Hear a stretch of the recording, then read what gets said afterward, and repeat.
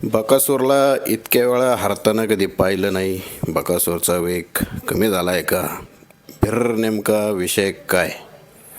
खरं तर 8-10 मैदानं पराभव जरी झाला तरी पुढील मैदानामध्ये त्याचा प्रथम क्रमांकाने कमबॅक असायचा. बॅड पॅच हा प्रत्येकाच्या आयुष्यामध्ये असतोच, पण त्यात खंबीर राहून अधिक चांगल्या पद्धतीने तयारी करून पुढं जायचं असतं. ही वेळ तशी निघून जाईल. मैदानातील बकासूरचा पराभव खरं तर अनेकांना नाराज करत असतो. अनेक कमेंट्स आपण त्या पद्धतीच्या पाहत असतो. सोशल मीडियावरती बऱ्याचशा रील्स त्याचे टायटल्स त्या पद्धतीच्या असतात. अनेक जण सोशल मीडियामध्ये मेसेज देखील करत असतात. पण एक चाहता म्हणून अशा परिस्थितीत आपण खरं तर त्याच्यासोबत असणं गरजेचं आहे. कारण आजवर त्याने आपल्याला जो आनंद दिलेला आहे तो फार मोठा आहे आणि अजूनही थोड्याशा तयारीनंतरनं तो आपल्याला पुन्हा त्या पद्धतीत पळताना दिसू शकतो.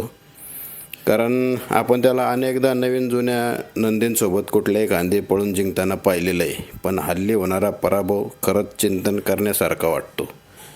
पुढं काय सुधारावं लागेल याचा विचार नक्कीच करणं गरजेचं आहे. कारण आजच्या प्रवासामध्ये त्याने आत्तापर्यंत लाखोच्या त्यांची मनं जिंकली आहेत, कितीतरी शेकडो मैदानं जिंकलेली आहेत. पुढं पण तो जिंकेलच, पण थोडासा आराम, थोडासा डाएट, थोडासा व्यायाम या सगळ्यानंतर तो आपल्याला पुन्हा पूर्ववत धावताना दिसेल.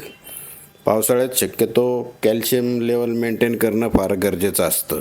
कारण कसं असतं, इतर वेळी जे ऊन असतं, उन्हामधनं आणि साधारणपणे आहार आणि ऊन यामधनं ते बऱ्यापैकी कॅल्शियम D3 आपल्याला भेटत असतं आणि हाडाच्या मजबूतीसाठी ते खरं गरजेचं असतं. शर्यतीच्या भाषेत जर सांगायचं झालं तर एक रग आणि रगेलपणा त्यामधून येत असतो आणि तो जो फ्रेश लुक असतो किंवा फ्रेशनेस असतो, ती ताकद असते, ते आपल्याला सहज दिसत असते.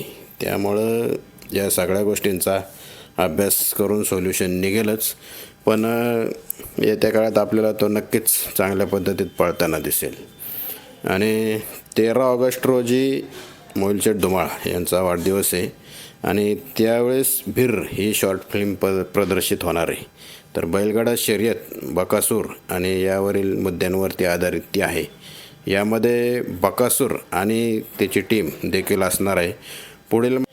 पुढील महिन्यामध्ये सप्टेंबरमध्ये बकासूरचा देखील वाढदिवस आहे आणि तारीख तर त्याची आपल्याला कोणाला माहीत नाही आहे.